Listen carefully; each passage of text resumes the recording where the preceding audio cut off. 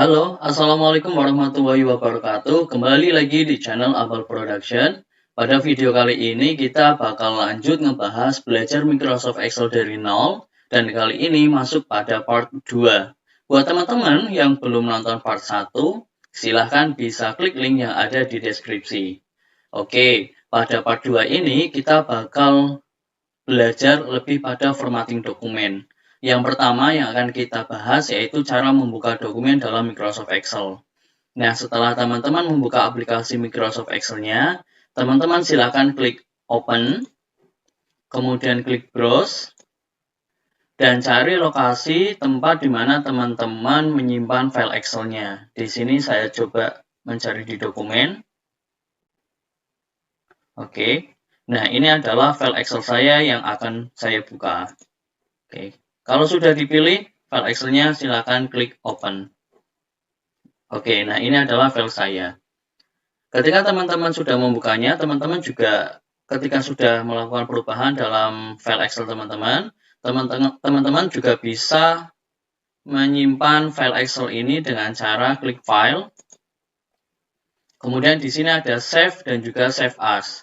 Bedanya kalau Save As itu teman-teman bisa menyimpan file Excel ini pada folder yang lain atau menempatkan file ini pada folder yang lain atau menyimpan file ini dengan nama yang lain. Misalnya klik Save As, kemudian teman-teman silahkan tentukan lokasi yang akan digunakan untuk menyimpan file ini. Tadi saya menyimpannya di dokumen, karena saya menggunakan Save As, jadi saya bisa menyimpan file ini di D, ataupun Picture, ataupun Music, dan lain sebagainya. Teman-teman juga bisa menyimpan file ini dengan nama yang lain. Misalnya ini part 2, saya ganti dengan episode 2 seperti ini. Oke. Oke, itu terkait dengan Save As. Ini saya cancel. Oke. Setelah Save As, kemudian yang kedua, kita bakal ngebahas 3 fitur yang ada di grup font ini. Ada bold, italic, dan juga underline. Di sini silakan teman-teman amati. Bold dilambangkan dengan huruf B tebal ini. Kemudian italic dilambangkan dengan huruf I cetak miring ini. Dan underline dilambangkan dengan huruf U dengan garis bawah ini. Teman-teman mungkin sudah banyak yang tahu kalau bold itu digunakan untuk menebalkan huruf. Oke ya, kita langsung praktek. Misalnya ini, judul atas ini akan kita bold. Oke, menjadi tebal. Teman-teman kalau ingin menebalkan huruf dalam Microsoft Excel, silakan teman-teman blok dulu cell yang akan ditebalkan. Seperti tadi misalnya ini. Kemudian klik bold. Selanjutnya adalah italic. Italic digunakan untuk membuat tulisan menjadi cetak miring. Nah, misalnya ini, kondisi ini, baik ini, kita cetak miring. Pertama, teman-teman, blok dulu range yang akan kita cetak miring. Kemudian setelah diblok, kemudian klik icon I ini. Oke, sudah cetak miring. Kemudian ada underline yang digunakan untuk memberikan garis bawah pada tulisan. Misalnya nama barang ini ada meja, kursi, rak buku, kita kasih garis bawah. Caranya blok dulu, kemudian klik icon U ini. Oke, sudah bergaris bawah.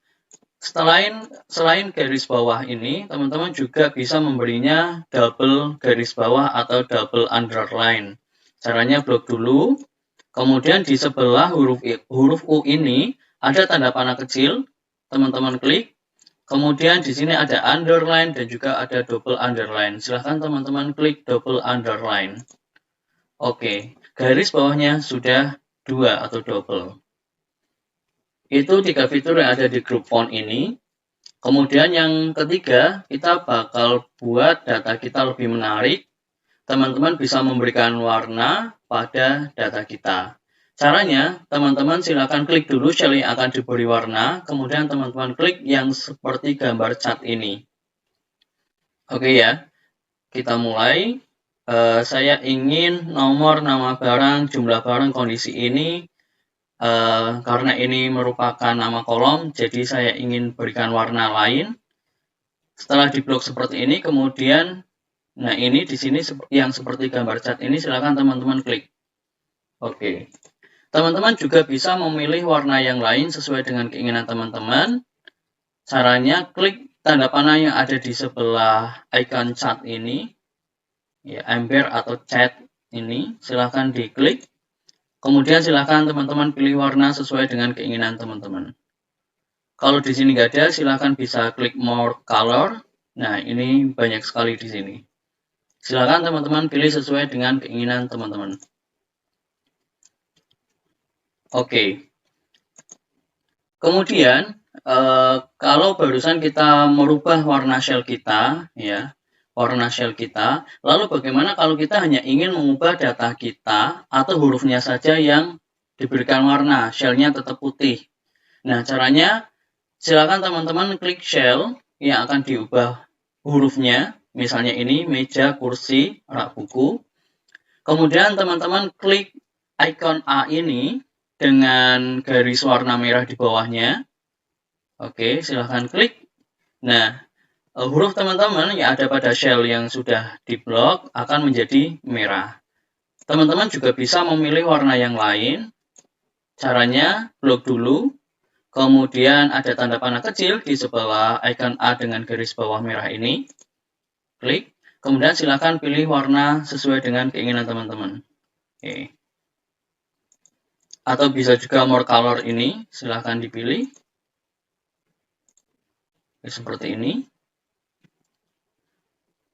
Oke. Sudah pemberian warna pada shell dan juga pada data atau huruf kita. Lanjut yang keempat, yang akan kita bahas yaitu cara mengubah data kita supaya menjadi lebih rapi dan nyaman dilihat. Oke, saya kembalikan ke awal dulu.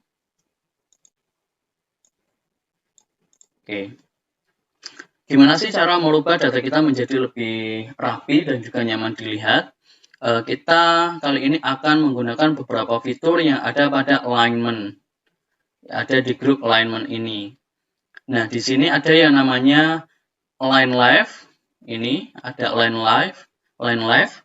Kemudian ada center. Kemudian ada align right. Oke. Teman-teman pasti sudah tahu kalau left itu adalah kiri, center itu tengah, right itu adalah kanan. Oke, kita coba satu persatu, di mana align left ini digunakan untuk membuat tulisan kita menjadi rata kiri atau berada pada kiri shell. Ya, misalnya ini kita blok. Oke, kita pilih align left. Oke. Nah, jadi data kita yang tadinya berada pada sebelah kanan shell, ketika kita pilih align left ini, data kita akan berubah menjadi berada di sebelah kanan shell. Kemudian ada center, blok dulu, kemudian klik center. Oke, data kita berada di tengah-tengah shell. Kemudian ada juga align right, digunakan untuk meletakkan data kita berada pada bagian kanan shell. Nah, misalnya ini kita blok, kemudian kita pilih align right. Oke, data kita sudah berada pada kanan shell. Itu tadi 3, ada left, center, dan juga ada right. Lalu bagaimana kalau misalnya barisnya lebar seperti ini dan data kita berada di bawah seperti ini? Selain 3 fitur tadi, kita juga bisa menggunakan yang namanya ini, di atasnya ini ada top align, kemudian ada middle align, dan yang terakhir ada bottom align. Top align itu akan membuat tulisan kita berada di atas atau bagian atas shell. Misalnya ini meja atau blok saja, semuanya seperti ini. Kemudian kita pilih top align. Oke, jadi data kita ada di atas atau bagian atas shell. Kemudian kalau middle align, itu membuat data kita berada di tengah-tengah, seperti ini. Kemudian kalau bottom align membuat data kita berada pada bagian bawah shell. Nah, kita coba merapikan data kita supaya enak dilihat. Ini nomor, nama barang, kondisi kita buat di tengah. Oke, seperti ini.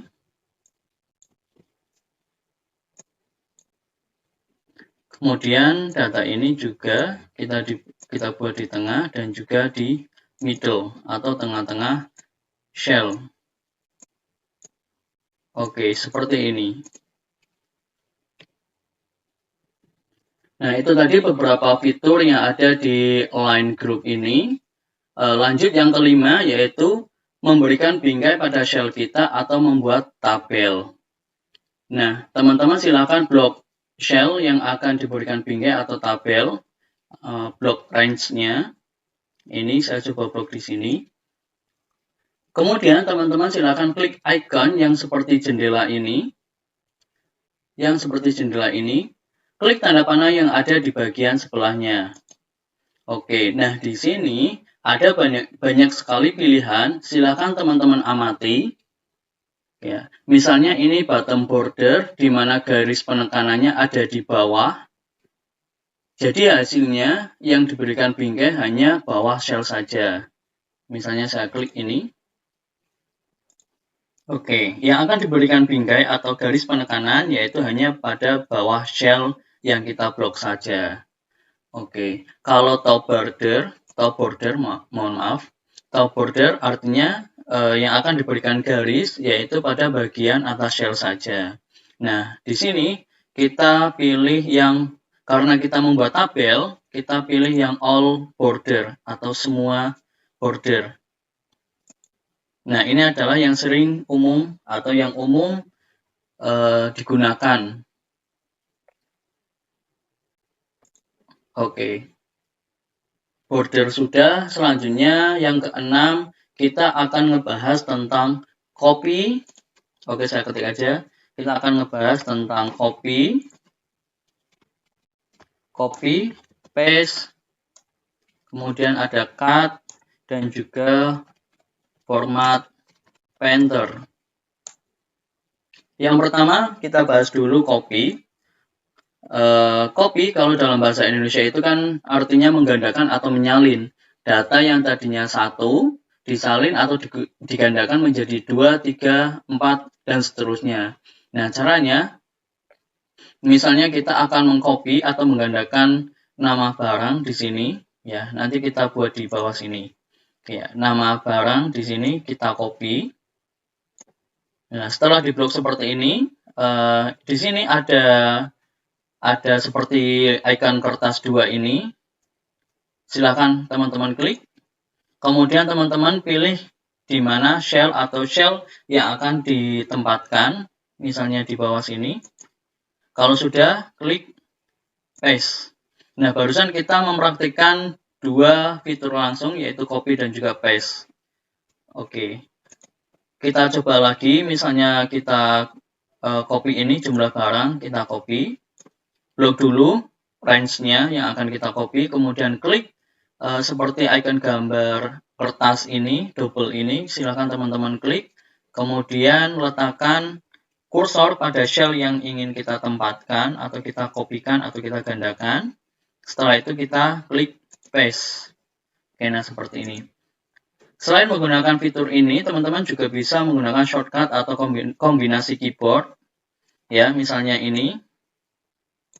Kemudian teman-teman silakan klik Ctrl C pada keyboard. Kalau sudah, klik shell yang akan dituju, kemudian Ctrl P.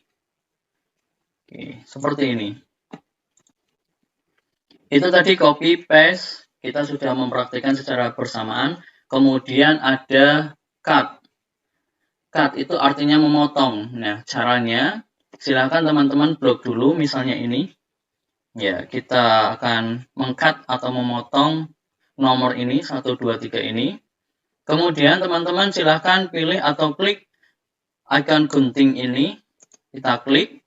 Kemudian klik shell yang akan ditempatkan. Setelah itu silahkan teman-teman klik paste. Oke.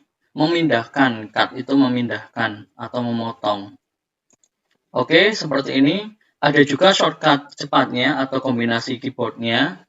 Kita unduh dulu.